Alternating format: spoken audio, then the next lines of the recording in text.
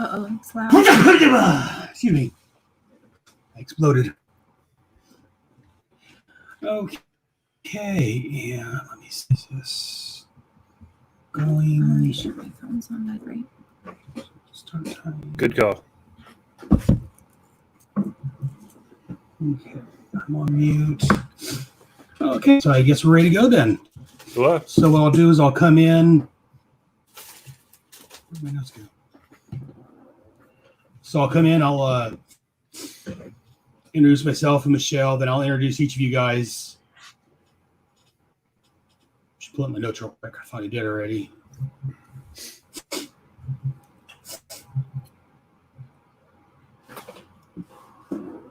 Just 1 second or so.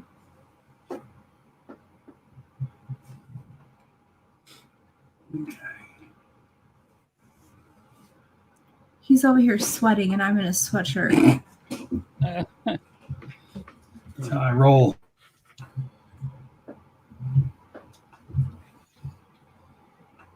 This is coming up. How's everything going for you guys? Oh, pretty good. Got cast in a movie the other day, so I'm looking forward to that. But you and I are going to match here, Baron. They're going to be shaving my head. So. Oh, well, there you go. See? No wrong with that. And how you been, Bill? Good. Not too bad. It's really hot on the East Coast this weekend, like almost 85, 90. Where are you at, bud? I'm in West Virginia, but I'm like 20 minutes from Maryland, 20 minutes from Virginia. We're in California. All right. I think we got a little bit of a delay. Yeah, that's what it sounds like on Bill's end. On your end. I think Bill and I are pretty close, but... Yeah, it seems like it. Delay for me too? So I'm hearing a... Yeah, you drop out every so often. Yeah, I was noticing that too. It might be because the two of you are on the same thing. Right. Possibility. I'm also a little ways away from my router, so that's I'm gonna run a wire out here one of these days. Make it easier. Is this being posted as video at all? No. If we stop the cams, that would lower the I think so. Oh, it is? Okay. I was going to say, if we stop the cams, it'd lower bandwidth and improve the audio. I'm not sure if it is or not. Oh, you know what? Yeah, we can do that. Stop the cams? Yeah.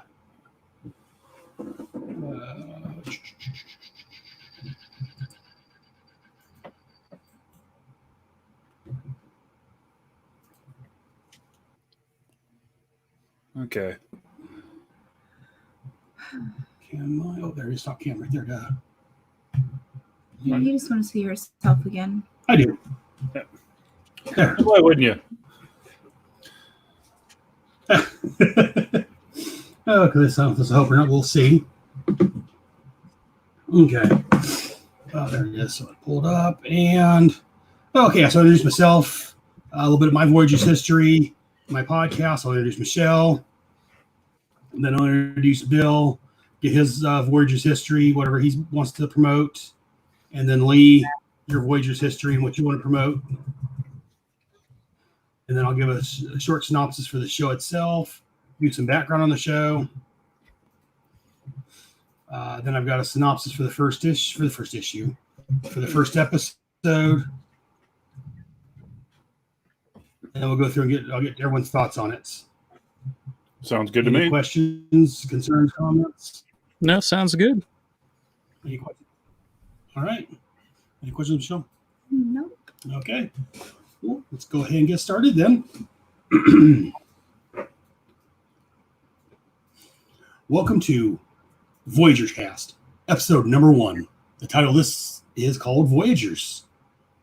Before I go any further, let me go ahead and introduce myself. My name is Aaron Moss, and I am a Voyagers fan from back in 1982. I was 12 years old or so when it came out. I watched it live on TV, and again, it involved time travel. So I love the show. I was saddened it didn't come on for a second season. I've heard different rumors, and we'll get into that in a little bit. But yeah, I love Voyagers. Quantum Leap came out 7 years later, so I love that show. Anything with time travel, I love. So I also do a series of podcasts here under the Headcast Network. I've got my main show is Head Speaks, where I talk about comics and movies, TVs, whatever geeky I want to talk about. Then I have G.I. Joe, Royal American Headcast, where me and some fellow Joes talk about the G.I. Joe comics and cartoons from the late 80s. I have my Task Force X podcast, where I talk about the Suicide Squad and Checkmate, again, both from the late 80s. And then I have Starman Manhunter Adventure Hour, again, talking about the Will Payton and the Mark Shaw Manhunter, both from the late 80s. In case you haven't noticed yet, I've got a bit of a theme. And then I've also got Bravo Team, which is my secondary G.I. Joe show, where I talk about all things geeky. Or, I'm sorry, all things Star Wars, G.I. Joe, that's not on my main G.I. Joe show. And then I'm coming out with a couple of other shows. There's VoyagersCast, which is this one right here. I've also got a Quantum Leap podcast called Starbright Project, where me and my wife, Michelle, talk about the Quantum Leap TV series. And then we've got another one coming out called Retrospect of the 80s, where we're going to talk about different things from the 80s. Depends on whatever strikes our mood that month. But I'm not alone. Every month joining me will be my wife, Michelle. Hello, Michelle. Hello there, Aaron. You want to introduce yourself real quick? Well, I'm actually pretty new at the VoyagersCast. I'm hearing an echo with myself, and it's throwing me off really bad, and I can't talk. I'm not sure why you're getting an echo. Well, because I'm hearing myself through the speakers. Oh, maybe because you're not on the same. It's on a different computer, maybe. I didn't think that. I didn't think about that. Just 1 second. Yeah, I don't know what else to do besides if you go in the other room, use your other mic. But I don't know. So I go to the speaker on here. It'll echo back to the sound.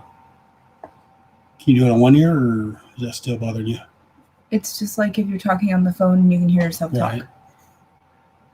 Just 1 second. I have a bit of difficulty here. I didn't take into consideration.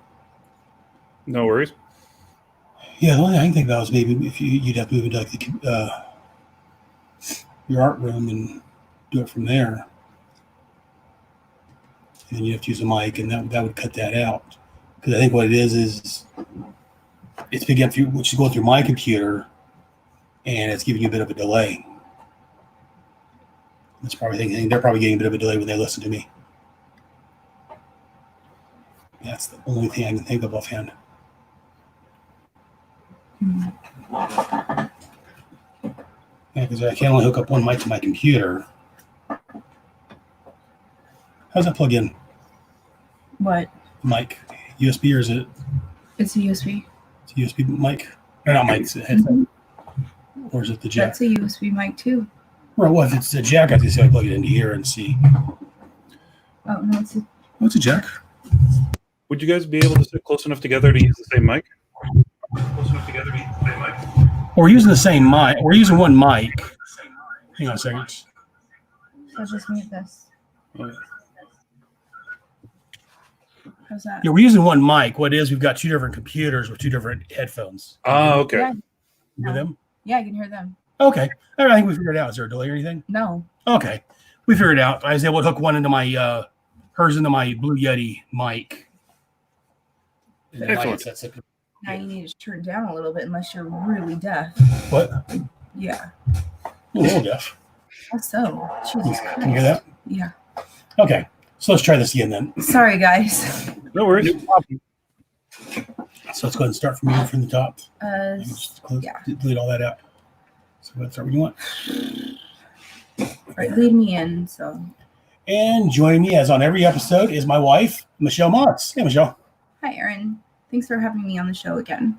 Oh, could be our show. So Sorry, a little I'm frazzled. glad that you're enjoying podcasting. Yeah, I got definitely got bit by the bug. This is actually a new show for me. I didn't even know it existed until you're like, hey, you want to try Voyagers? And it came out in what year? 1982. And how old was I? You were 5. So yeah, I didn't watch the show. But I'm actually really enjoying it. It's one of those things where I've liked time travel shows before even watching this. Watched a few Quantum Leap shows prior to getting into podcasting, I guess you could say, because now doing the Quantum Leap podcast with you, I've started watching that even a little bit more religiously and impatiently, I guess you could say. But as far as this one goes, it's been interesting because what I like about it is I'm tying the two shows together and finding out how neat the time travel shows can be and how fun they can be. And I really like that aspect. And I've always liked history in some aspects, just when I don't have to take tests on it. So this has been fun to watch. And I like the fact that I can pick up on the historical aspects of it. Also joining us this episode, we have Bill Bear. Bill, how you doing? Good. How's it going? So Doing good. So, sorry. oh no, I was going to say. So I was going to ask you. So go ahead and tell us about your Voyagers history. Okay, my Voyagers history started as an 11-year-old back in 1982, and this was a show that I loved right from the beginning. I love this show. Even going back and watching the episodes now, you know, when they go in time and they have the little triangles, that gave me the chills. This is probably one of my favorite shows of all time. I haven't seen it in a while, but when I've been watching the episodes, it's all starting to come back. Everything that I loved about it. And time travel shows is something that I kind of cling to also. Back to the Future movies, that's type of thing. Lately, there was Timeless I really enjoyed. So the time travel shows are something that I really enjoy. Very good. And before we go any further, do you want to tell everyone else whatever podcasty stuff that you do on the internet? Sure. I do podcasts. My first podcast is called The Bat Pod, and surprisingly, it's about Batman. And the other podcast I do is called Too Old, Too New Comic Book Podcast, and we just talk about 2 old comic books, 2 new comic books. So I'm the comic book podcast guy.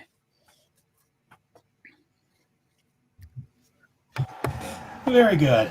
Great shows. Love them. Moving on to our next guest, we have Lee filling us. Hey, how you doing? Right? Doing good. Glad you could join us for our first episode of VoyagersCast. So do you like the Voyagers? Have you ever heard of the show? Oh, yeah. You know, Michelle and I are actually about the same age. So I saw this when I was 5. My dad was, he kind of raised me to be a nerd. So this is one of those shows that was constantly playing. And I was just at the age that I watched it for a few years, didn't realize there was only the one season until I started researching to do the podcast. But yeah, I love this. It's weird. I ended up becoming a historian, got degrees from a few different universities. And the notion of historical consequences, if this didn't happen then, I didn't realize that, you know, because that was always one of those things, like I would find those linchpin moments when I'd write papers or whatever and kind of talk about if this hadn't happened there. Didn't realize that I might have been kind of inspired in that by this show. But in rewatching it, I'm like, wow, this is, you know, some of it's ham-fisted, but the notion that, you know, changing moments in history to, you know, change other moments in history, that's pretty cool.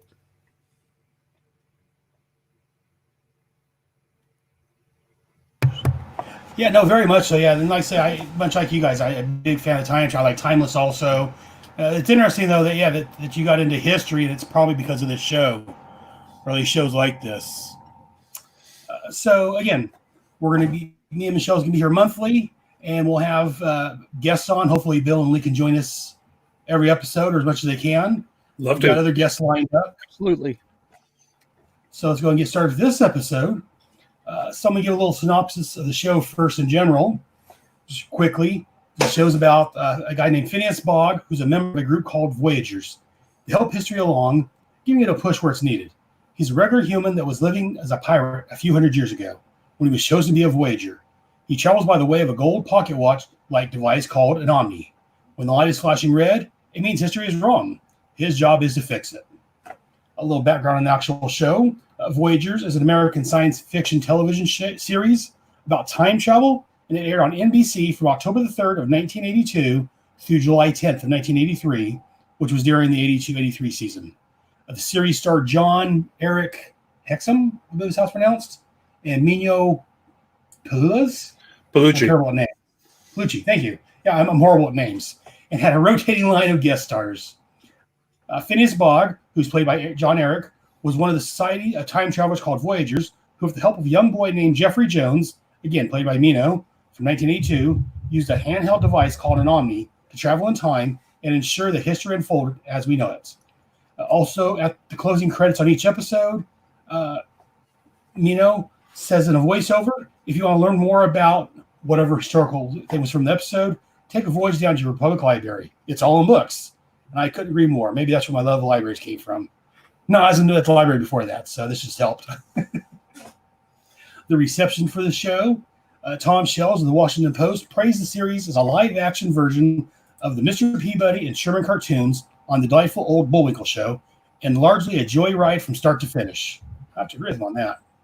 Voyagers ran for one season of 20 episodes. It was broadcast opposite 60 minutes. The series averaged a 17 share. Voyagers seemed likely to be renewed for a second season, but controversies and 60 Minutes reporting led executives to believe that 60 Minutes might sexually be challenged by a competing news program instead. So they canceled Voyagers and replaced it with a news magazine program called Monitor, which averaged about 7 share. So less than half. And I don't remember that show. So that's how well it went over. Do you guys remember a program called Monitor, a news program to replace this? I didn't at all. I didn't. Yeah, I was 5. If the news was on, I went. Terrible idea anyway. What a terrible idea. Yes. Yeah, you got a show that's doing really good. Let's go ahead and put a news show on instead. Well, anyways, I always heard it was canceled for a different reason, which we'll get into now. Kind of spoilers for everything. The main actor, John Eric, died a year after the show had been canceled. He was on a new series called Cover Up when he accidentally shot himself in the head with a pistol. I guess he was messing around on the set and held a blank pistol up to his head as a joke. And when he pulled the trigger and the wadding impacted his head and caused a skull fracture. So he died like a year later. See, I'd always heard that's why they canceled the show, because he died filming accidentally. Which causes brain death. Yeah, which causes it had a skull fracture. And it gave him, eventually, he had brain death several months later. Also, Voyagers is available on DVD, which I just recently bought, and it's also streaming on the Peacock service, which is NBC streaming service. Any comments on any of that? Any thoughts or anything? Well, I will say you have to watch a lot of commercials on the NBC app, which is where I was watching it today. Yeah, that's how I watched it. Yeah, there are the commercials. I usually mute those. Okay, yeah, and like I say, we watched the first episode on the Peacock service, and then, like I said, I just got the DVD the other day, so we watched it on the DVD for this a second time. So let's go ahead and do this now. Yes, sir. One thing, him dying or whatever, leading to them canceling it. You would almost think at that time period, they replace characters with new actors on different things. So I'm kind of surprised that their ratings were that good and they didn't replace with another actor or something like that.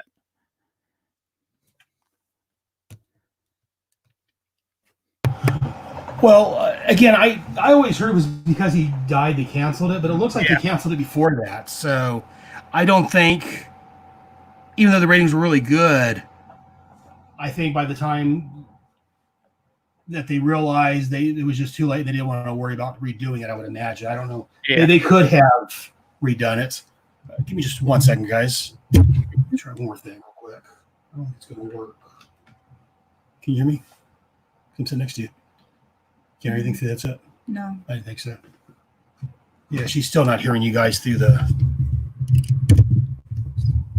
Which I didn't think it would work, but... yeah, that's not going to help. Just one more second. Yeah, I don't know. So what's it doing through there again? Oh, you're hearing it's yourself speak again. Mm-hmm. I'm echoing. When they were talking, was it echoing or just in yourself? Probably just yourself. Well, what if you pull it off when you're talking and then put it back on after that? But if they try to respond, then I won't be able to hear I them. can let you know. Okay, we'll try it. Can we try that? Yeah, she's still not hearing you guys. So go plug it back in over there. Yeah, it's on that side. Yeah, that doesn't work. The best thing to do then would be record another room. I want I know. to get another mic in here. That's not going to help this issue, though. We have another mic. It's the headset. It's the head. And how do other people do with multiple people? I don't have to look at that and see. Okay. All right, let's get back into it. I think we got her going for right now. We'll see how that works out. We're still going through there. Hang on a second. Probably need to go into cam and mic. Over one more right there. Go to audio. Go to speaker. Oh, down one. That's mic. Speaker. And change it to your headset. Click on test. Do you see there? No? Muted. Oh, well, no. That shouldn't affect it, though. This should only be your speak. Well, no.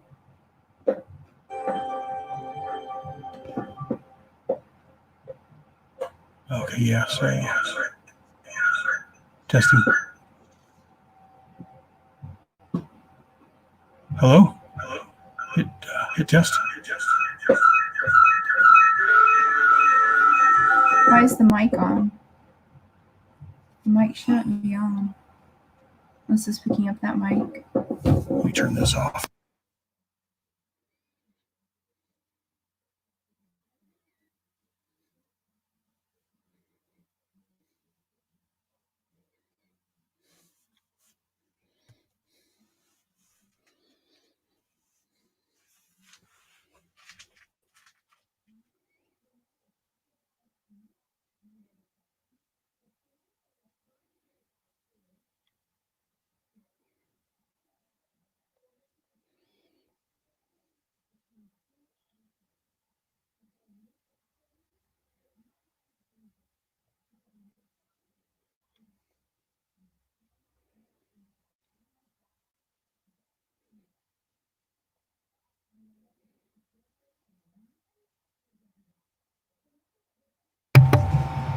Okay.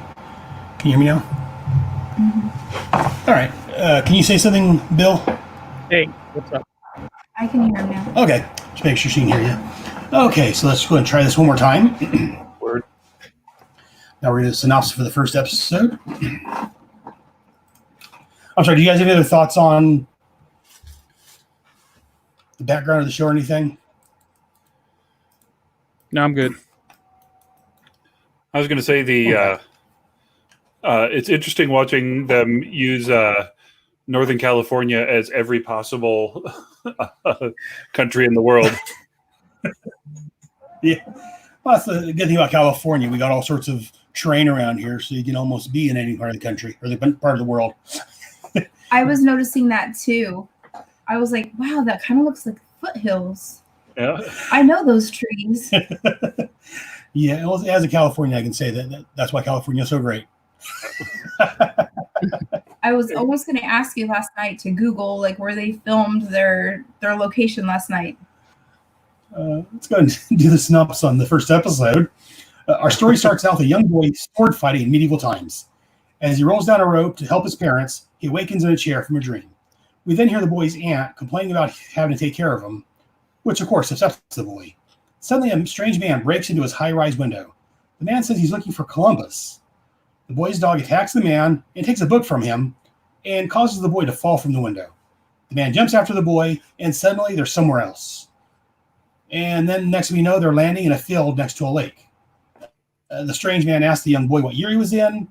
When the boy tells him it was 1982, first the man can't believe it, and then he says that his device only has service to 1772. The man begins looking for his guidebook, where the boy informs him that his dog Ralph has it back in 1982. After complaining about that the world's going to end and things are going to change, he says he needs to get back to doing his job. When the boy finds a small raft with a baby aboard, the man, who later on we find out his name is Phineas, so hard to call him the man, explains to the boy that he's a Voyager. They travel through time, setting things right that once went wrong. Maybe not quite like that. It's a different show. Anyways, but in school, he didn't pay attention to the teacher because he was busy looking at the blonde in his class. Sounds like me. Trying to figure out what to do next. The boy figures out that the baby is actually Moses, and he sends the baby down the Nile to the Pharaoh's daughter. Phineas looks at his device, which now knows the Omni, and is now glowing green. The boy reaches over, touches the device, and the pair find themselves between the cowboys and Indians.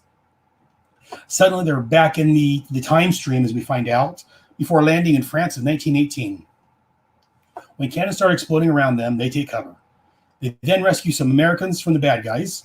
The Americans are Mary Murphy and Eddie Rickenbacker, who are played by Faye Grant and Peter Frecci. Frecci? Something like that. As I said, I'm terrible at names. Please bear with me. Phineas takes off on the American's motorcycle, drawing the Germans away. After crashing the bike, Phineas finds his way back to the young boy who is with the Americans. The woman and Phineas venture off to find some transportation. Around the same time, we find out that the boy's name is Jeffrey. Before Phineas is able to kiss the girl, she sees a car that they can steal. Meanwhile, Jeffrey is talking to the guy who is supposed to be a top pilot and finds out that airplanes haven't been invented yet.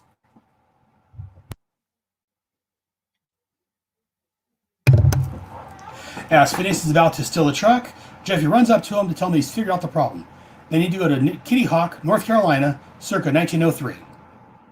They go there. They find out that they're at the wrong place at this point. We also find out Jeffrey's parents died in a car accident. They then go to Dayton, Ohio, where they go to the Wright Brothers bicycle shop, where Phineas, which is I think is the first time we actually hear his name, starts flirting with the girls they go in. Entering the shop, they find the brothers arguing over a woman named Agnes, which is the same one that Phineas was flirting with, of course.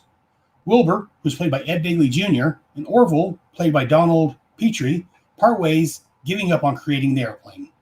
The two then try it again. Phineas sends letters to all three, Wilbur, Orville, and Agnes, to get them all at the same place so that Phineas can show the brothers that their glider design works. The Wright brothers make up and head off to invent the airplane. Phineas scares Agnes by mentioning marriage and children, as Agnes seems to have fallen for Phineas.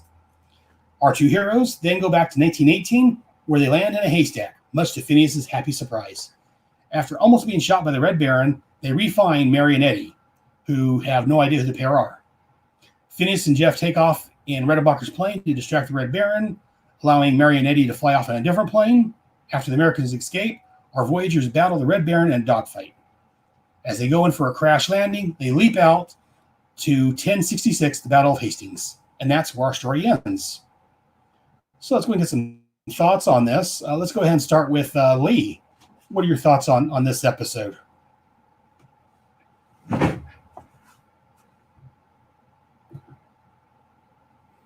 You're muted, Lee. Sorry about that. I was coughing and didn't want anyone to have to listen to me. No problem. 'Tis the season. You've got the Rona. Don't want to give anyone a computer virus. Yeah. Anyway, the way that it starts, as soon as they touched down in Egypt, that was when like all the nostalgia kind of popped back, because that was in the opening credits. Like found Moses and pushed him in the Nile and like kind of shoved it in. And it reminded me of how much I hated that kid when I was younger. But he's kind of a smart mouth, but still kind of funny. The whole Wright Brothers thing was really cool. My family used to vacation just a town over from Kitty Hawk and Kill Devil Hills. And so we did that museum tour quite a bit. I will say that they did not have big rocky cliffs like that. It's actually a whole bunch of very low sand dunes. One of the reasons being that you had good prevailing winds, and if you fell, you didn't fall too far, and you would land on sand instead of rocks. So that's why that location is definitely not North Carolina, but very, very fun. I really liked the actress that played Mary. She was actually one of the lead actresses in the V television series back in the day. So seeing that face pop up was kind of cool. The whole thing with Rickenbacker and Richthofen, aka the Red Baron, was kind of fun to watch. And there's the maneuver that he does where he pulls way up and stalls out. It's called an Immelman maneuver, or also known before that as a Lincoln Beachy. This guy figured out actually that if you turned into a dive instead of try to pull out of a dive, you could pull out. So that's an old aero acrobatic trick that they were doing when he kind of got shot there. It was a cool episode, just seeing all these weird little tweaks that having studied history now, stuff that I recognize. And I'll also say all of the uniforms and props that they had for German occupied France, pretty accurate. I was actually very surprised on that. I was wondering about that. Again, it looked pretty tree guy. So I was wondering how accurate, because a lot of times these shows are hit or miss on their accuracy on their costumes and stuff. So I'm glad to hear that it's actually accurate. The only thing I wasn't sure about was the motorcycle. Yeah, you mentioned Faye Grant. I guess I saw her here first, but I remember her most and best from V. So I watched that one repeatedly. And she was the main star on that V TV miniseries. Bill, do you have any thoughts on this? Oh yeah. So when I watched this, I guess the things that stood out to me, first of all, when we got to meet, well, we didn't really meet them, but the aunt and uncle and the way they were talking about their nephew, they're horrible people. Horrible people. Horrible people. So I'm glad we didn't. I would have to totally agree with you. Their nephew's, either her brother or sister just died, and she's more bitching about having to get rid of their son. Oh, why did they have to die? Yeah. And we're rich and we live in this penthouse, upstate, gorgeous, big window, high-rise apartment, but woe is us that we have this kid and dog. And then Phineas breaks into the window and the dog grabs his book and he's like beating on the dog. Well, just not that. If you have kids and you were to hear a window break, would you not run into the room? Especially if the kid is yelling. They didn't care. Well, again, in their defense, they didn't care about the kids, so yeah. Okay. They were hoping maybe someone would take the breaks a window in my house, period. Right, but you're a loving mother who cares for your kids. Even if the kids were in the house, if someone breaks a window. Yeah, but see, you don't have a kid. You hope someone comes and takes. Here's what I'm wondering, though. Where did he grab the brick to break the window, hanging at least 10 floors up? Like, there's not just like a brick lying around on the side of a skyscraper that you can break a window open with. Brick or something. I thought it was the book that he used. Yeah, I wasn't. I couldn't. Was it a brick he used? I couldn't tell what he used. I went back and it's just like a big brick. Okay, well, my I got, again, as I want to do on these type of things, I got two different fan links we can use. Either A, the building wasn't quite as new as we thought it was, and there's a loose brick he able to grab and pull off, or B, he happened to have in his hand when he when he leapt from his last location. Or he has a bag of holding. Or he has a bag of holding full of bricks. I don't think that's it. That big one. I like mine. I'm just wondering if they ever solved the problem with Columbus. Nope. Not this episode. America. And now that you mention, I'm trying to think, and yeah, I don't think, which we'll get into a little bit here, but yeah, I don't think they ever got back to Columbus that we saw. Maybe that's how we discovered America. It was all a faux pas. But yeah, well, anyways, you other thoughts, Bill? Yeah, the one thing I did like is, the character development that we saw, because when we first meet our main characters, they don't really like each other that much. I mean, Phineas to abandon the kid and said, just find your own way home. But as they get through, talking about the death of his parents, that felt a little cheesy, just because that felt a little dated. I don't know if it was the what I called it? What's that? The Punky Brewster moment. But I liked how they sort of got together there at the end, and they became more of a team. So I did like seeing that in the first episode, and I didn't remember how. I didn't remember much about what happened in this first episode before watching it again. And Michelle, what are your thoughts on this first episode of Voyagers? Considering it was the first time I've seen it. Yes. Well, since the first time I saw it, I've watched it 3 times now. And every time I've watched it, I've picked up a little bit more and more. But the first time I watched it, the one thing I did notice was that they messed up the whole Moses thing, which was that Moses' sister was watching over the bassinet as it floated through the river. So that was not irky to me, but I kind of wish they would have added that in there. Or maybe the Bible was wrong. She actually wasn't there. Maybe she lied about it. Maybe the Bible was wrong. Yeah. But I did not like Phineas from the start. I wanted to punch him in the face. He just was too cocky for me. I didn't like how he treated Jeffrey. You should always tackle a kid after you make him cry. Yeah. That's what I do. It was just creepy. Like, that whole sand scene just seemed kind of Chester child molester to me. But if we're kind of talking about the progression about their relationship. Real quick, what did you think about the aunt and uncle? What you told me? I forget what I told you. That you wanted to punch her in the throat? Oh, yeah, I wanted to throat punch her right away. Being a preschool teacher and having so much empathy towards people, especially children, I was just appalled when I heard that. And then, seeing the whole dream sequence when the very beginning? Yeah, the very beginning when he's daydreaming about sword fighting with his father and protecting his mother. Because, you assume that the lady that his dad's protecting is Or his trumpet, one of the two. his trumpet. My dad likes trumpets. So does, never mind. So do I. No, anyways. I was say so does my husband, but that's the point. But yeah, he has this whole daydream, and then he snaps out of it and puts the book away, and you see all these historical books. And I'm like, wow, that's a lot of thick books for a little kid. But then I think about my husband, I'm like, okay, well, maybe it's not so far-fetched. But I enjoyed it, but I thought it was weird that Phineas seemed to not even know what a dog was.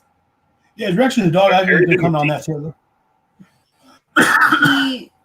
He was kind of like, almost like, get this thing away from me, but not even a thing of like detest, but almost like he couldn't figure out what the animal Maybe he's was. never seen a dog. He was a pirate originally. Depends on when he's been doing the job. And But pirates have dogs on ships. not all the time. That's And like they saying all have pirates have birds. on their shoulders. It's just part. It's You part. stereotype the pirate.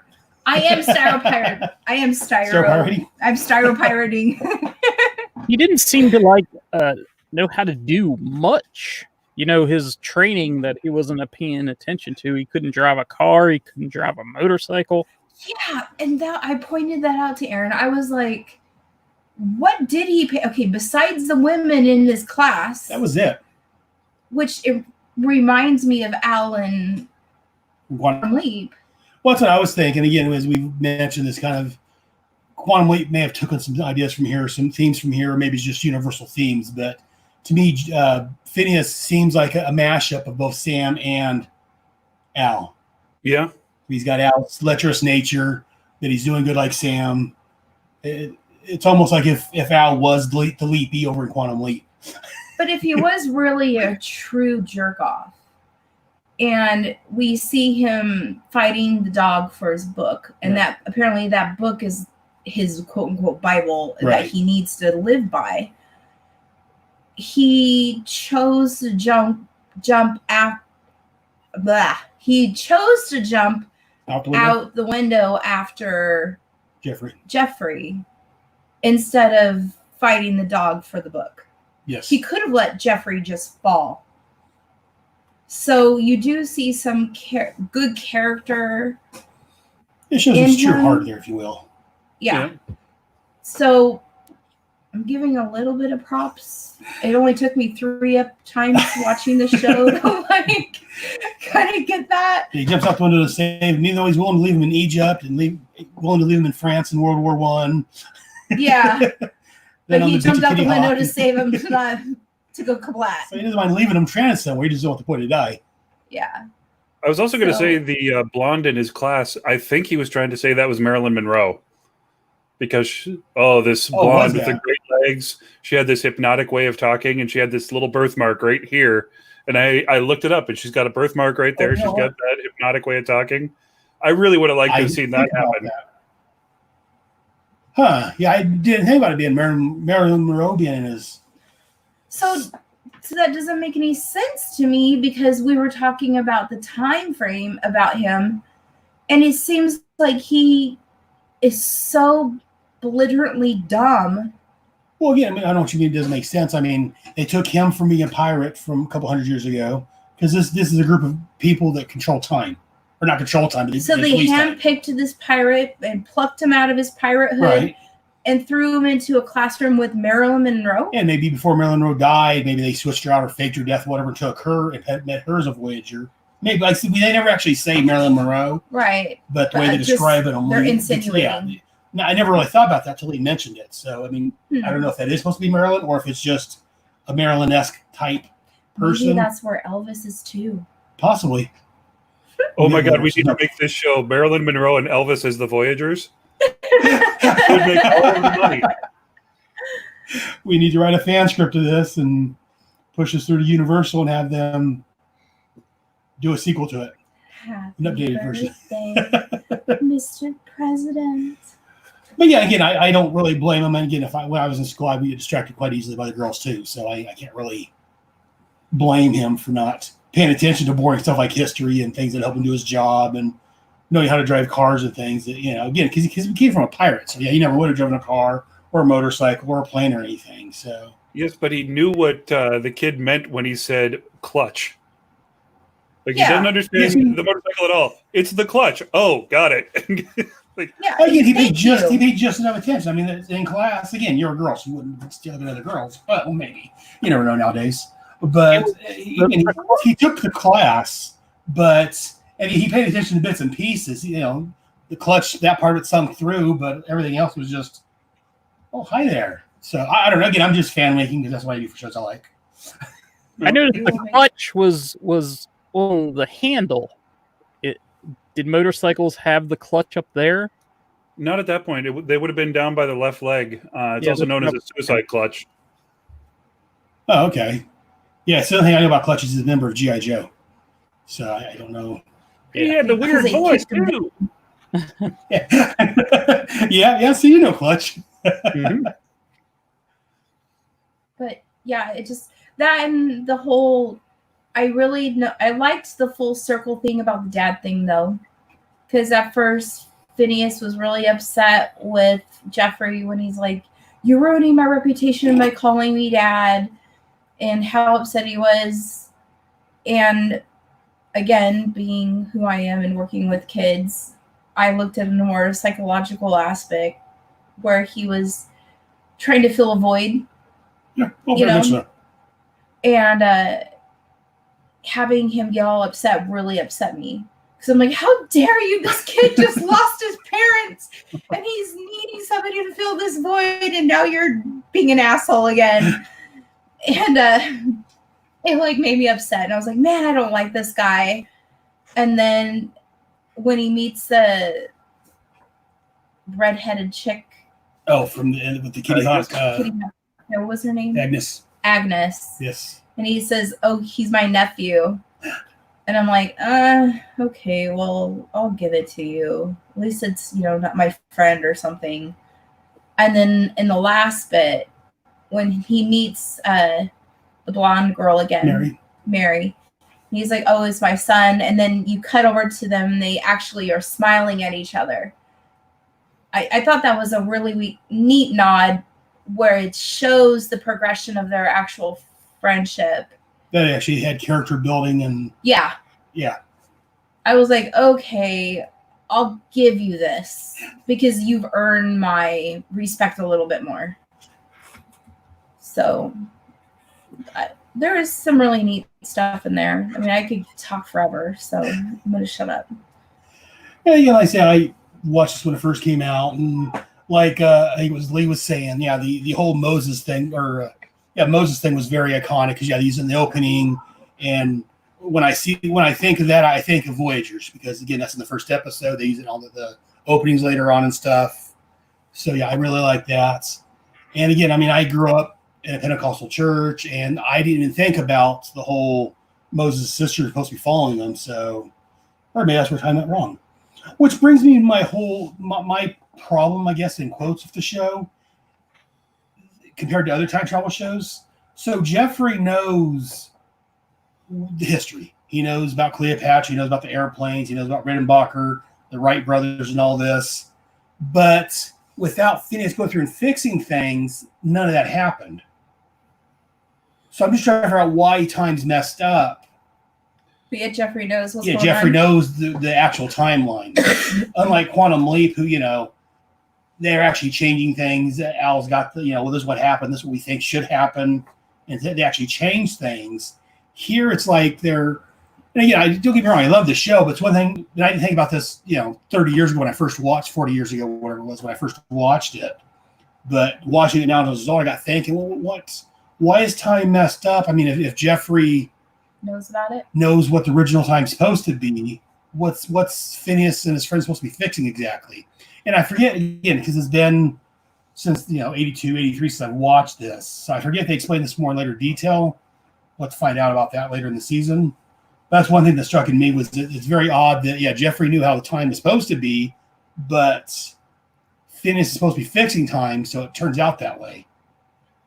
I don't know if either of you guys have a thought on that, or I'm thinking it's getting into multiverse theory, that it's not a timeline, but he's coming over from a separate timeline, and they're adjusting moments in that for this Earth B, or right. In this episode, Earth C, D, and E as well.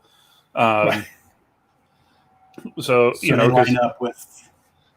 So it would line up with what Doc Brown was saying in Back to the Future 2, having created the separate timeline. But then if his theory was correct, then you would have the destruction of one of those two timelines, and you'd have reality starting to crumble.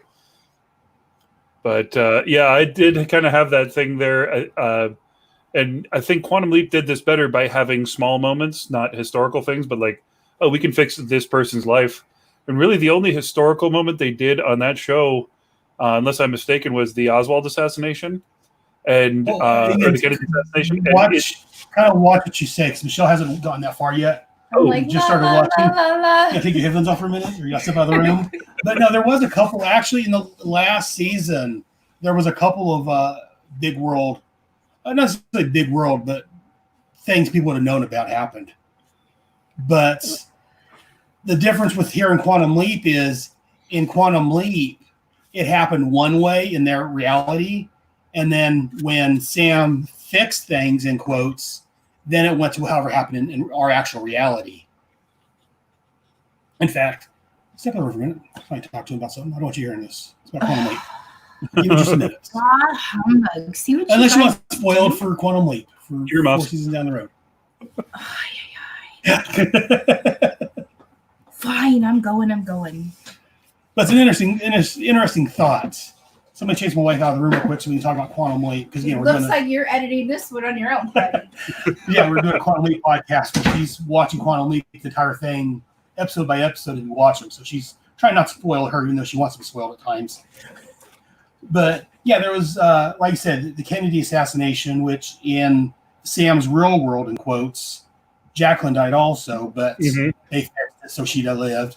He also left into Elvis in the last season and Marilyn Monroe's bodyguard to help them out because things happened differently in them. There was some inconsistencies because in one of the early episodes, he actually meets Buddy Holly and Buddy's singing that Peggy Sue song. And Sam tells him it would be better if you say Peggy Sue, which means like Sam already knew that song. Yeah. But yeah, in the later seasons, it does seem like I said the Jackie O thing and the Elvis and the Marilyn Monroe kind of makes it seem like their history is different than what we've experienced until Sam fixes things and it comes into our reality, if you will. Yeah. Well, and they did that also with Sylvester Stallone. They had an episode where he was a boxer, and there's this guy working in the gym, and he's like, "Hey, maybe you should punch slabs of beef." Yeah. Hey, that's a good idea. So that was actually kind of inconsistent. Also, yeah, some things Sam knew about already, and some things, like say the Jackie O, when they specifically mentioned that you don't Sam, you don't remember this, but Jackie O also died this day, but you saved her. So yeah, I'm going to talk about that on the Quantum Leap podcast. While I love the show, there were some inconsistencies. I knew able to explain away most of them, just because, like I said, I'm good at fan winking things. But well, we're done talking about Quantum Leap. Let me get Michelle back in here. You guys won't spoil her for anything. Michelle, Missy, Let's talk about it, Mother. Okay. You're in such a jerk. Oh. He's back. Yeah, that's right. I'm used to recording with Jared, so I'm used to people talking about me. Oh. Oh. Waiting on you.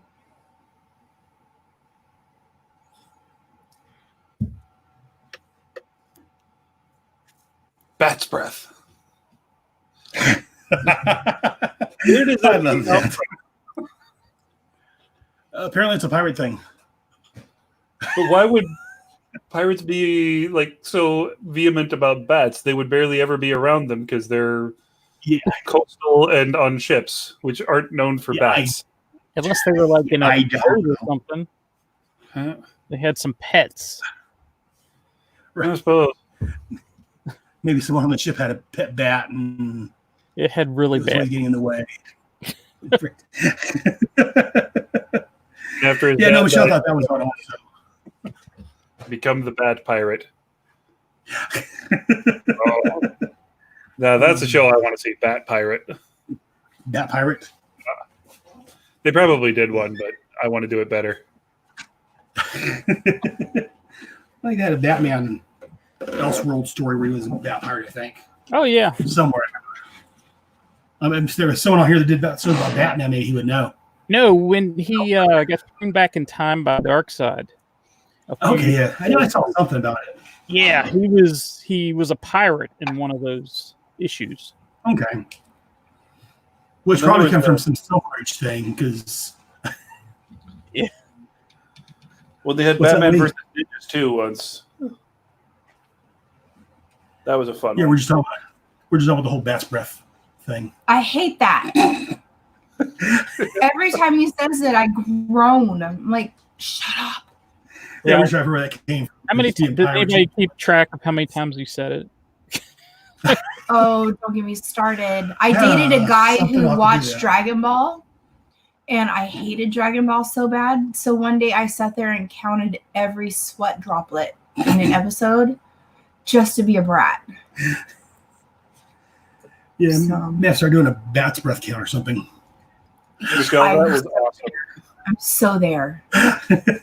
I'll start doing that. Watch this episode again. I'll start keeping a count of how many times this is bat's breath. It's going to be okay. And this episode, Michelle, how many bat's breaths were there? Maybe make it a drinking game. Oh, God. Just so I can get drunk. Oh. I would be on the floor. Any other thoughts on this, Michelle? The bat's breath thing. I was going to tell you. I was like, well, maybe it's like from a vampire thing. I was like, maybe he's like from Transylvania or something. No, he's a pirate. I know. So, good thought, but yeah, no, he's a pirate, so it's not a Transylvania thing. It's I don't know. We don't know where it's from. I don't think it's ever explained. It might have been ad-libbed at some point, and then it kind of stuck. Possibly. I even Googled it one day.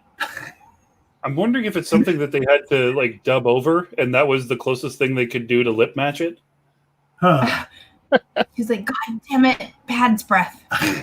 Like snakes on a plane. I'm tired of these monkey farming snakes on this Monday to Friday plane. Maybe he just swear like a sailor or like a pirate. Reading all over again. What's that, Lee? He was swearing like a pirate. They had to dub it. Possibly. That's funny. But yes, I saw Faye Grant over on V. She was one of the main resistance fighters. And then when I rewatched this for the first time here the other day, I'm like, oh, okay, I know her. She was on V. Plus a lot of other things. And then also Ed Begley Jr. played Wilbur in here. He's a big-time star. He's in a lot of different things. Most recently, he's been in that Young Sheldon TV series as a professor. Oh, was he in that? Yeah. He plays a professor that Young Sheldon talks to every once in a while. Huh. Also, the guy from if you watch, the guy from Princess Bride that says Inconceivable. He's a professor in there also. Wallace Shawn. Yes, thank you. He was dating Sheldon's grandma, and Ed Begley Jr. plays his opposite number, his competitor, if you will, at the college. Okay. Yeah, I love Ed Begley Jr. I think he's a great actor. I see he's been all over the place. Transylvania. Yeah, you do a long list on his movies and shows. The motorcycle. What's up? The one thing that I find cool is when you go back to watch these old TV shows or even movies, and you see stars that you didn't even know at the time, and since then they've starred in a bunch of stuff, and it's kind of neat to see when you go look at that. Plus, I got the DVD yesterday before, and I was looking at the back of the case, and it says that Shannon Doherty shows up in here. As does Jonathan. I didn't realize she was in here. Oh, okay. From Star Trek, yeah, right on. Yeah, see, and again, I haven't watched these. I watched a bit and pieces on when I can find them on YouTube, but I haven't sat down and watched the whole thing until I just found it on the Peacock, and then you know what, do a show on this. I'm gonna go to Walmart, and I was buying. Let me see if they have that here. Oh, they do. I'm gonna have to buy that just so I have to my collection. We get a package in the mail, and he's like, "I'm like, what is this?" He's like, "Don't be nosy." I'm like, well, no, I want to know what it is. He's like, "Wait, no, don't be nosy." And he opens it up, and I'm like, "Oh, yay!"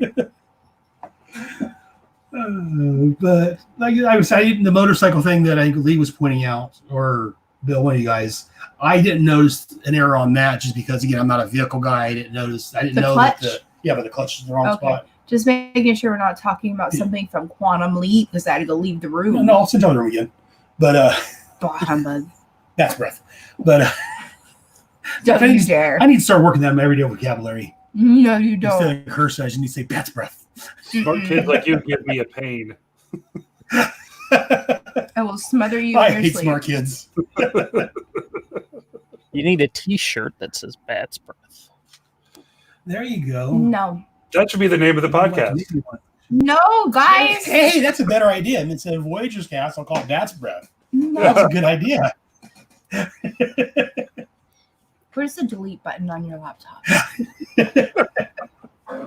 We're getting Aaron in trouble with the light. I love it. Yeah, I do it myself on my own, so it just helps out. But like I said, I thoroughly enjoyed this episode. Like I say, there was some inaccuracies, if you will. And really bad acting.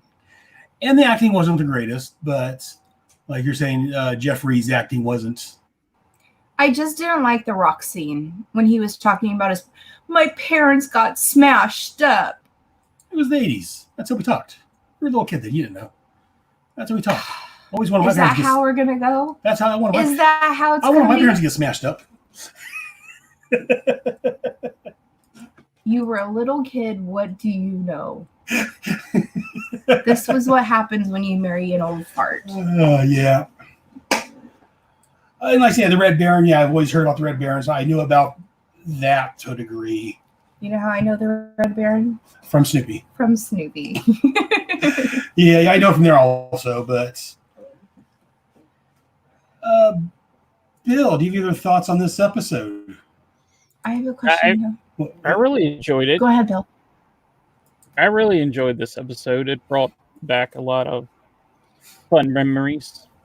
I look forward to seeing more. I have only watched the first episode, but I look forward to seeing more. The other thing that I wanted to mention is we're talking about the reason why he had to fix history, and right. It could have been that, that was something they were going to focus on in future seasons or episodes of why possibly history. So that could be the reason why. That's, you never know. Like like when you guys mentioned Timeless. I mean, in Timeless there was an organization going through and messing up time. Yeah. So maybe there was something like that in future seasons that they just canceled. You could Timeless took stuff from this series and for those. Yeah. Yeah, I love Timeless also. I'm sad to see that was canceled. Yeah. That's anything involving time travel I love. Yeah. And the other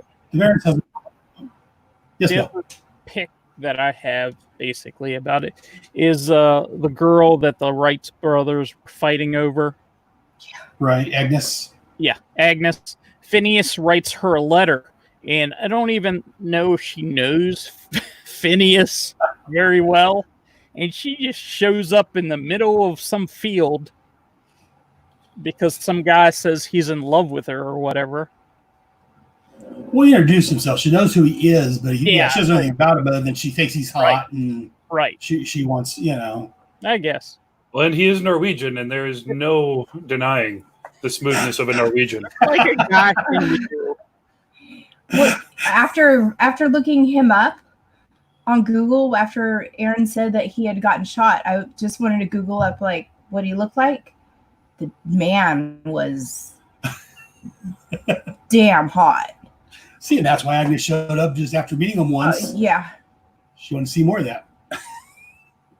But yeah, I know. I think she was a floozy. Oh, she very much was. Going between both brothers and then going after Phineas. So yeah, she was very much a floozy type person. Maybe more of a flim he's like, girl. Yeah, well, I'll marry you and our 10 babies. And she's like, I think I changed my mind. He knew exactly how to make her not want to settle. Yeah, she didn't want to settle down. What was that you were saying, Lee? I think she's more of a flim flam girl than a floozy, if we're going to get all technical about it. Yeah, but again, I mean, if there was a girl that was as hot as Phineas was, I'd probably, go for her too. What the hell, But, did you have thoughts, Baroness? Who was the one? Who's the historian person that we're talking to? Is it Lee? That would be me, yeah. Lee, I have a question for you. Okay. When they, all right, I gotta put my earphones like this. When they land on the, I hate the echo. When they land on the beach and he's dressed in the German attire. Yeah. And there's men fishing. Yeah. Would those men not have noticed the attire of the German soldier? This would have been in 1903, and U.S. military attire was rather similar at this point. In fact, most, other than kind of the jodhpur pants, there wouldn't have been too much of a difference. And this is also World War I was the first war where uniforms became actually uniform. All soldiers, regardless of rank, started wearing the same color so that you wouldn't automatically shoot the officer, or you wouldn't automatically know that that guy's a rifleman, that guy's a grenadier, that guy's in charge of cavalry, cannons, whatever, because we have just the escalation of range going from yards into miles.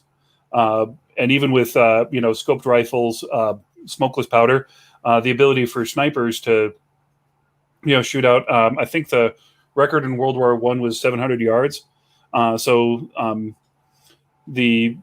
Nobody would have known it. You would have recognized that it's a military uniform, but nobody would have recognized it as specifically German at that point. I'll also say that a minor thing, and most people would completely go over it, in 1918, Germany was winning the war. And in fact, by every measure, the Germans won World War I. They lost the peace. When the armistice was signed, Germany had actually gotten about a third of the way into France. They held all the territory, the Eastern Front, with the Bolshevik Revolution. They had won the war in the East, so now all their soldiers were coming into the West. There is not, other than we say we won the war and we got them to pay for it, there is no reason that anybody at the time would have thought the Germans lost the war. It really was the Treaty of Versailles that made the war itself the American, French, and British powers the winners of. It's a kind of a overlooked moment in history, but there's not an actual metric of victory where the Germans lost. Oh, that's interesting to hear. That's so, cool. But the kid would have known they were the eventual victors. Right. But if you want to learn more about it, go to your library. It's all in books. When quarantine is over. Once quarantine's over, of course. Do you have any thoughts on this episode, Lee?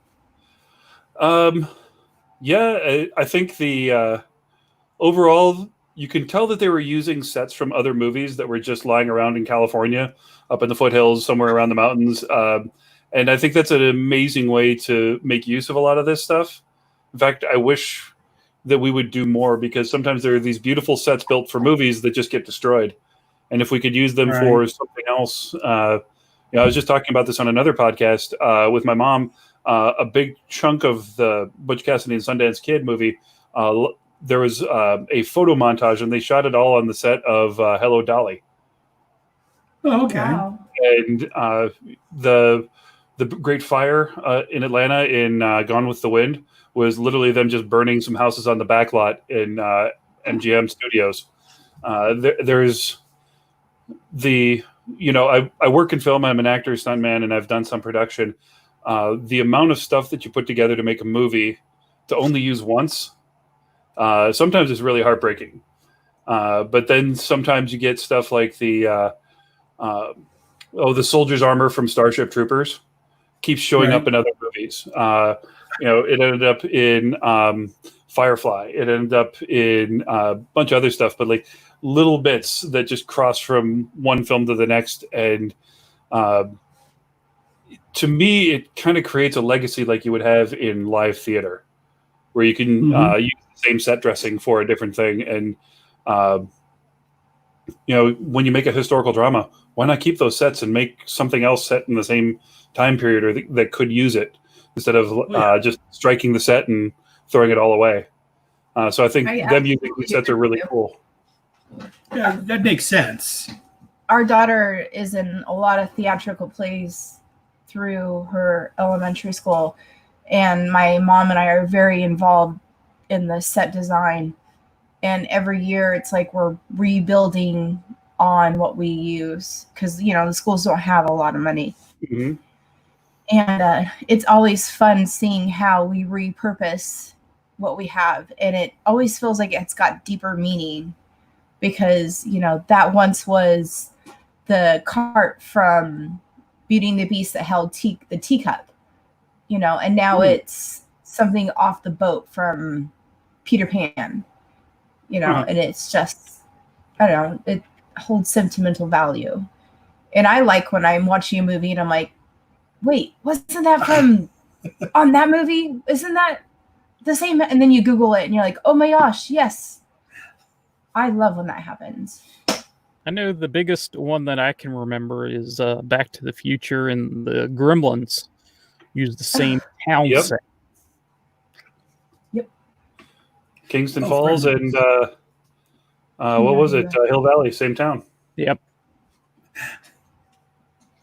Yeah, I love that.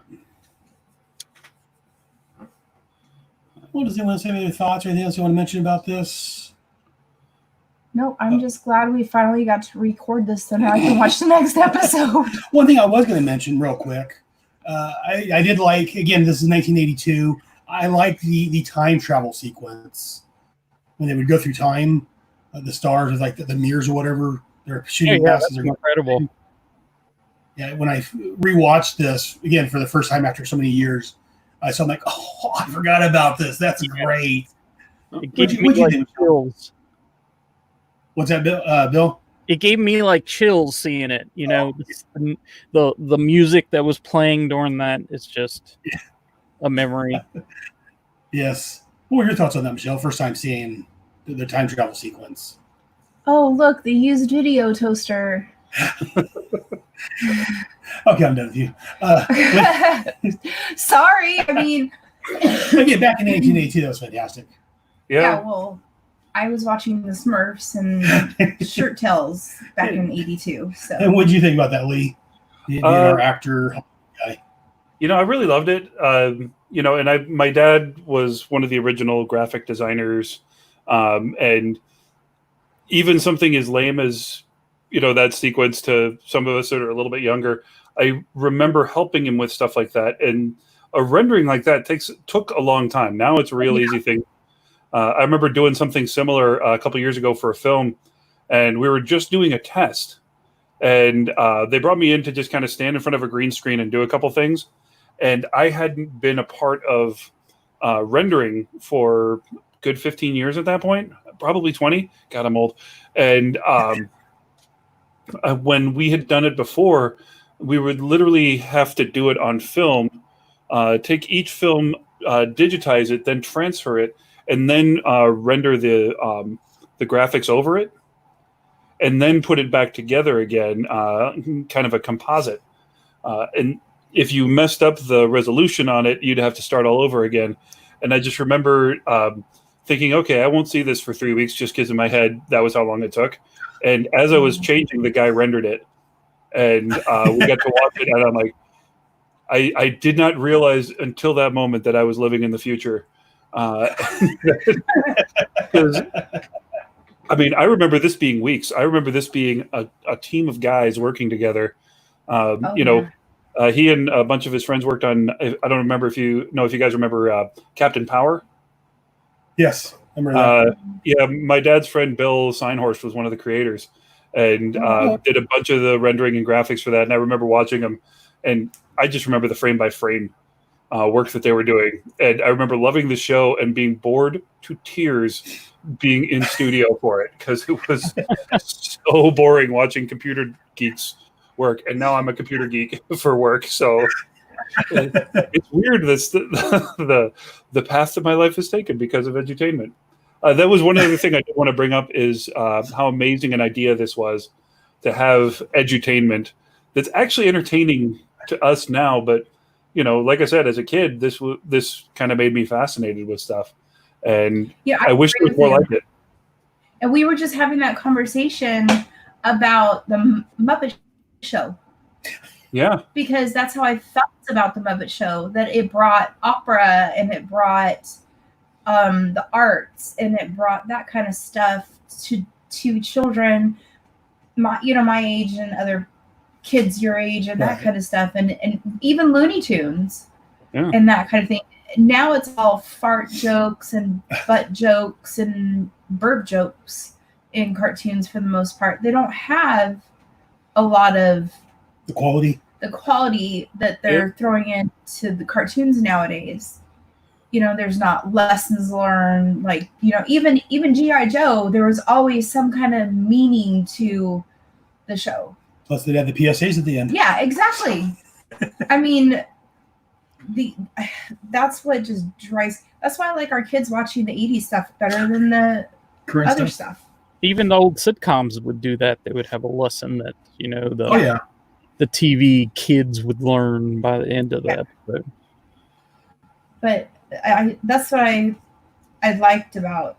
That's another thing I liked about the Voyager or Voyagers, I should say, is because you brought some of that learning into it, and my little geeky heart went flutter, flutter, and I didn't have to read a book for it. But if you want to know more, you can go to your local library and read more And I about just laugh at them. It's all in books. It's all in the books. It's all the And is Phineas wearing Han Solo's pants? I thought the same thing. Probably. That's what it looks like. Probably. You never know. I don't know if they ever discuss in the future how long he's been doing it. Doesn't seem like for very I was long. gonna say probably not very long, but It said 300 years. See, and that's crazy. If he's did he say he didn't do it through? I missed that part. He said he The, didn't do it Yeah. the brightest girl I've seen in 300 years, so that presupposes that it's been at least 300 years. How can he be doing it See, for I 300 years? I and assume he's that just meant he came from 300 years ago. That's where he was pulled out of his life. I didn't It could necessarily be. think he meant that doing that for that long. But living outside of temporal limits might change your rate of cellular decay. I don't know. Oh, definitely. I watch way too much Star Trek, I think.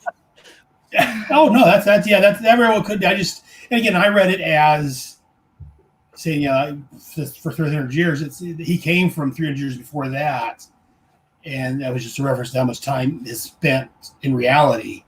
But it could be he's been doing it for 300 years, and it's just he's aging at a slower rate.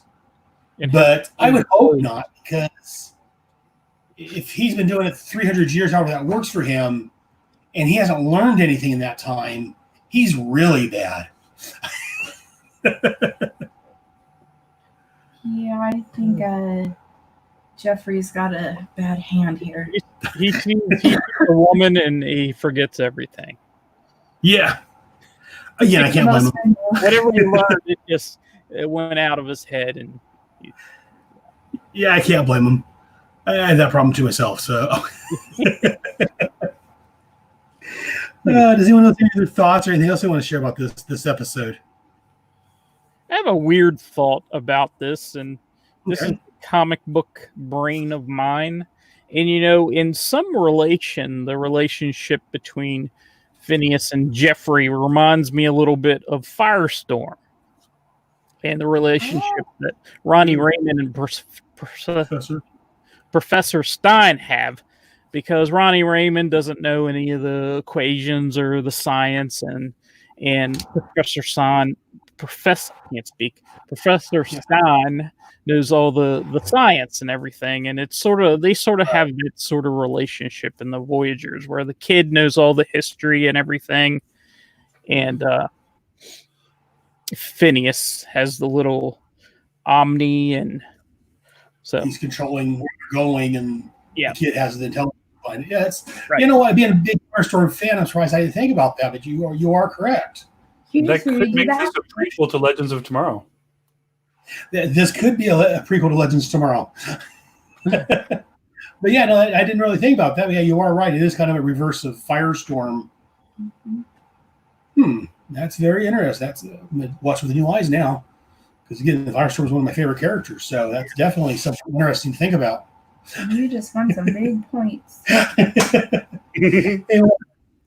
Anyone have any thoughts or anything about this episode, Michelle? I'm thinking, not really. Just I just felt like Phineas was too cocky. Then again, some people are. I mean, he's so handsome, and that's the way he is. And that gives him something to, as a character, work on over the season, over the course of the show, to be a little less cocky. And as far as the kid goes, he didn't seem as fearful as I think a child would be being pulled. He's in New York. New Yorkers are tough. From the very beginning, he seemed to be like, "Oh, I traveled in time. Not a big deal." Oh, yeah, like he's not even appropriately phased by a guy hanging out the 10th story window of his high-rise apartment.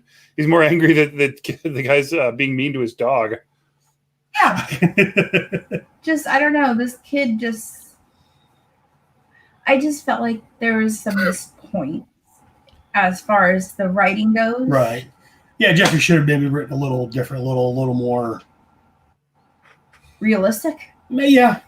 But again, he's 12 years old in New York. Maybe he's used to that kind of stuff. I don't know. It wasn't like, "Hey, yo, get off my window, Joe." But exactly, he's from New York. That's what do you expect from New York? I don't see him try to kick him in the face to throw him out the window. That would have been more of a New Yorker thing to do, especially in the 80s. And that dog's useless. There's a burglar. Oh yeah, I'm gonna bite his book. Yeah. Oh my gosh. Yeah, I don't know if it's a watchdog or I don't think so. I think it was just his pet and then he's like, "I got a test for school tomorrow." That's what he's worried about? Well, yeah, again, being 12 years old, yeah, she worried about that test school tomorrow. I'm sure that's not what he's worried about. That's what I was worried about. No, you're worried about other things, like I was worried comic about books. No, at that time. When I was 12, I was more worried about the test at school. I didn't be the comic book guy until older. Another thought, they should have saved the haystack where they landed on the haystack. They should have saved that for several episodes. I think it would have been a kick. Yeah, I agree. But I think one of the main reasons they did is because he mentioned earlier in that episode that, just once I'd land a nice soft haystack. And so that kind of went full circle for that. That did make me laugh out loud because I'm like, "Oh, they're going to land in the haystack." I think they should have missed it. They should have landed right next to it. Or the kid should have, and he should have just face landed next to it. Yeah. Yes. The kid landed in the haystack and Phineas landed on the ground. Yeah, that would be great. Well, again, that would have been a running gag. That would have been hilarious. Well, to me, that was very reminiscent of the show Sliders. I don't know if you guys ever watched that one on Fox. Yeah. But yeah, that was always reminiscent of Sliders, that they would slide in a new world and they would sometimes have a rough landing and the other hoping for something soft to land into. I remember watching when I used to watch Sliders when it was on. That very much reminded me of Voyagers and me thinking about, Phineas always wished they could land in a soft, nice haystack. Haystacks aren't very soft. Well, softer than the ground. Yeah, I guess they're very pokey though. I do wish we would have found out why there was cannons at the Battle of Hastings, because that would have been a really interesting episode. Like, how did the cannons get there? Is that proof of the Dark Leaper, to steal again from Quantum Leap? Leap. How did that get there? Right. Yeah, that's, and again, we haven't watched the next episode yet. I forget where the next one's at, but I do remember that, unlike Quantum Leap, usually these aren't connected between shows. So next episode is not going to be the Battle of Hastings. So if you wanted to see that, you may be a little disappointed. Any other thoughts, Lee? No, this is just kind of fun. I remember really wanting an Omni when I was a kid, and I vaguely remembered it was a pocket watch until they opened it up, and suddenly I'm like, I just had this flashback of all the places that I would have gone with that in my head. That was a complete realistic possibility, and I need one. Oh, very much so. They could have made that as a toy and made buku bucks.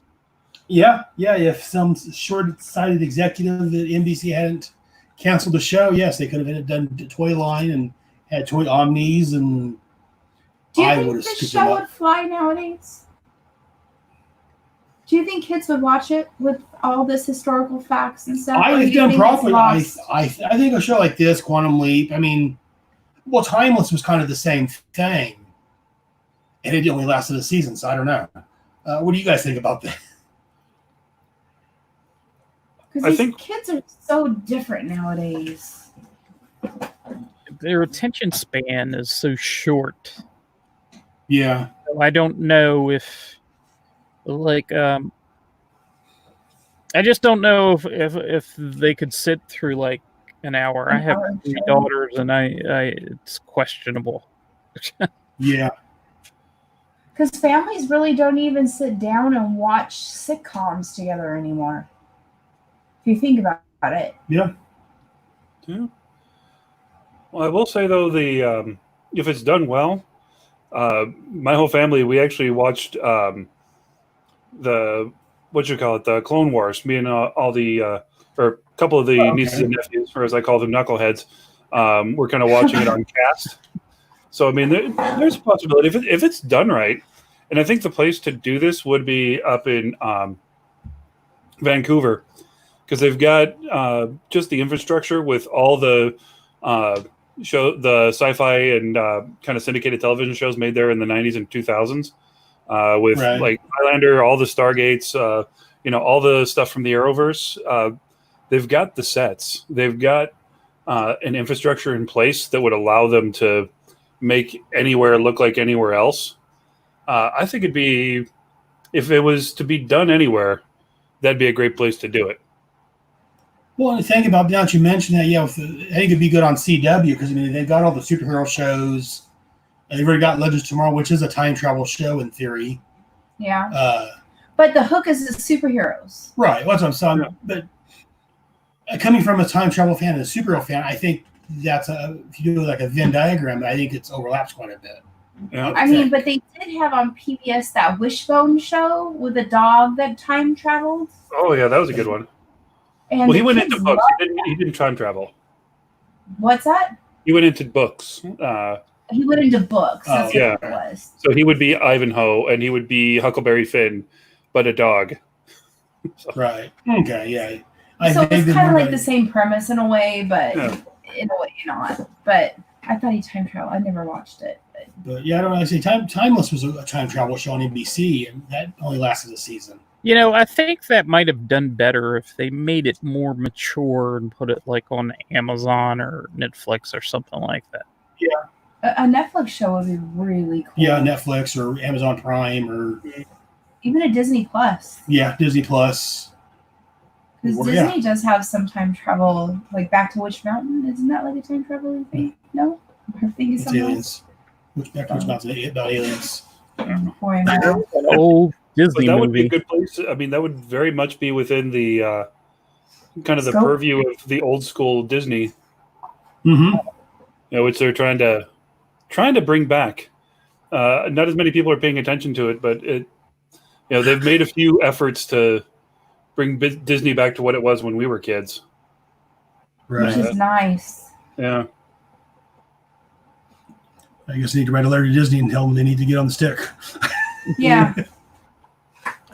Miraculous or Quantum Leap, something. Bring the Timeless, something. Yeah. Like a good time travel show. Yeah.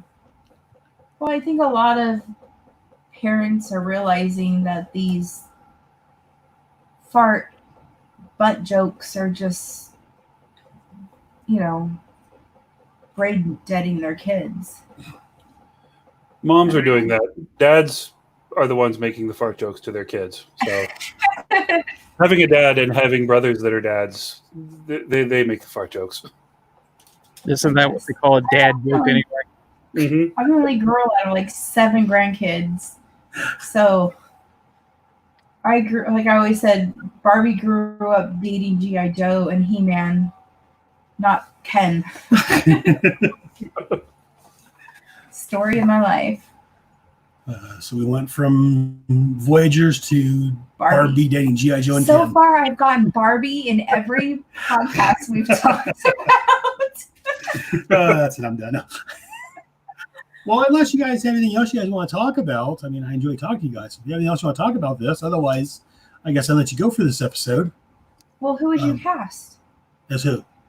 Oh, if we recasted this today? That's a very good question. I haven't thought about that.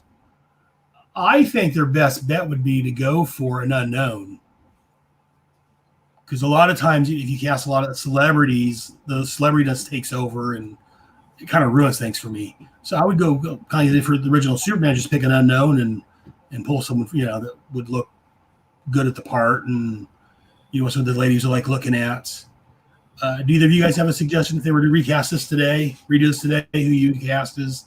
Well, I like your idea and of an unknown actor again playing Phineas, and keeping him Norwegian, much like the actor that played him, would be a great idea. And having a large man who might be humble and a podcast host would also be a good idea. I just don't know where we would find someone Norwegian smooth enough to play that role, but I would totally take this. But I also think so Lee Norwegian smooth fillingness. Do you know of anyone offhand that would fit that bill? Offhand, no, I don't. Well, I would absolutely love to do something like this, but an early Chris Hemsworth when he was kind of broy would be perfect as Bog, because he's kind of a doofus, but he's tough and looks like he could get out of a fight and all that sort of stuff. As far as the kid, get somebody that doesn't make me angry. Because that kid, I sort of understands why he tackles him. That kid needed to get tackled by somebody. He's got a pretty smart mouth. Mm-hmm. I'm thinking. Sorry. Do you have any ideas, Bill? Any casting choices? Yeah, I was thinking Chris Pike. From Star Trek and. Oh, Anson Mount. Yeah. He's really good. Yeah, I think that might be. That just popped in my head. I don't know about the kid because I don't know enough younger actors. Probably an unknown would probably fit. Yeah, what's his name? The kid from American Family?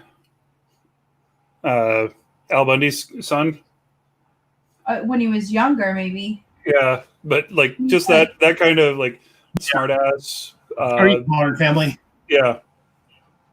When he was goofy. It would be funny if it was like a younger version of Tracy. Now it just escaped me. The comedian Tracy. Tracy Jordan? Yeah. Tracy Morgan? Tracy Morgan.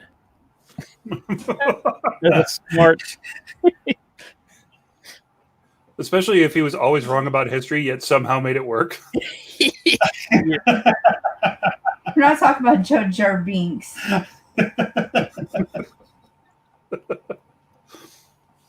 What about the kid from Stranger Things with the curly hair? Yeah, already kind of looks like him. Yeah, that could work too. Ben Wolfhard. Yes. Yeah. I think he's talented enough. Yeah, as long as we get this done right away, he will work. Way too much longer. He's too old for the part, but yeah, he's growing too quickly too. Well, that's the problem casting kids in a TV show. That's why some shows like Beverly Hills 90210 use older people for the roles, because especially teenagers, they start changing on a daily basis, and you can't have that changing when they're filming. In 6 months, they're a totally different person. It's like if you watch the original Vacation movie, Anthony Michael Hall was shorter than his sister for most of the movie, and then they had to shoot pickups. So there's 5 or 6 shots where he's noticeably taller than her. Yeah, so that's the only bad thing about shooting with kids, especially for a series, is that they tend to, especially in that they get to a teenager, they start changing quickly, and whereas once you become an adult, you don't change as quickly until you get older. Right. It's like my dad says, kids ruin everything. Yeah. I think I said the same thing. Oh. Well, unless anyone has anything pressing they want to throw in there. Bill, why don't you tell people where they can find you on the internet if they want to hear more about you? I am on Twitter at Gotham Knight 13. And my podcast is on Twitter also at bat_pod. And Mr. Norwegian Smooth, if people want to hear more about you and your smoothness, where can they go? You can catch me on Twitter and Instagram at The Way of the Way. You can catch me on the Phantom Podcast Network. I'm one of the co-hosts of Blood of Kings, a Highlander podcast. And I've also been doing a lot of couch potato theater, where basically we talk about all the movies that we just unapologetically love. And I've actually done a couple now with you, Aaron. Looking forward to doing a couple more. Yeah, and Punisher. Those were both really fun. And got a whole bunch coming up. I have been staying socially active by doing podcasts, so I've got about 6 or 7 of these in the can. Right on. And do you have anything you want to give out, or no? Okay? And I'll go ahead. Like I say, my shows are all on the Headcast Network. They're on their own digital feeds, and they're also under the Headcast Network main feed. You can email us here at VoyagersCast@headspeaks.com. Send in your thoughts. Let us know what you think. Did you like it? Do you guys like the show? How do we do on it? Let me know. We'd love to hear from people. I love hearing from people listening to the show because, again, as a podcast listener myself, I don't write as much as I should just because I'm usually listening in my car and it's hard for me to write. But I love hearing from people. So until next week or next month, I guess, that'll be all. And I want to thank you guys very much for joining us. This was fun. Fast breath. Thank you. Yeah, I'm going to have to start squeezing bat's breath in my everyday life. No. People are like, what the hell? I'm like, oh, God, not again. No. I hope you guys had a good time. Had a blast. I enjoyed talking. I enjoyed talking with you guys, and I'll let you know when we're ready to do the next episode. Probably give a couple weeks, and we'll do the next one. Okay. Yeah, I hope I didn't sound so Michelle's impatient to record. You have to do, what was it, a Barbie podcast. There you go. Well, I told you, podcasting bugs bear pretty soon. She's in her own network and doing her own shows. No. Call it in a Barbie world. In a Barbie world. There you go. I'm not going to have enough time. I want to do Goonies, and I want to do Labyrinth. I got plenty of shows we talk about those on. So, Michelle, you should come All right, on Joe. Potato Theater. We'll do Goonies. Oh, I'm there. Cool. Like that is my ultimate favorite movie. Yeah, let's set it up. Labyrinth and Goonies. I'll figure out the Those are my time. favorite I need to watch it again. Need get to We'll watch watch it again. Yeah, let us know because I mean we're home 24/7 because this stupid virus. So. like I said, I enjoy being home. I don't deal with people That here, humbug. except people I choose to deal with, and my family. Fair enough. But yes, I would love to do a Goonies podcast. Well, that'd be fun. Yes. All right, we'll see what happens every time we talk. You have to do another podcast. Yes, thank We you. were guys.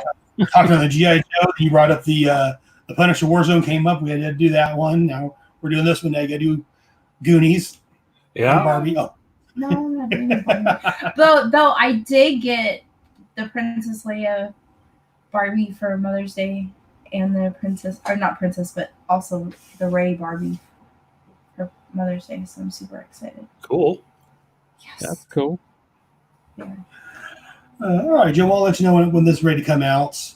I'm still working on a release schedule and all that, and trying everything edited. So I'll let you know as soon as it's ready to be released. And we'll probably record another episode probably in a couple of weeks because Michelle's itching to record something. So let's see. Well, we don't record it, then I can't watch the next episode. So I'm like, can we at least record so I can watch the next episode? Well, you guys let me know. I'll be there. Oh, I All right. appreciate it. Thank Yeah. you so much. Should be there also. So All right, guys. All right, it was great talking to you guys. We'll talk to you Thank next time. you. It was nice meeting you, Michelle, and Bill. yes, So- everybody too. Nice meeting you. All right, take care. Nice Thanks. meeting you guys. Take care, guys. Take it easy. Bye.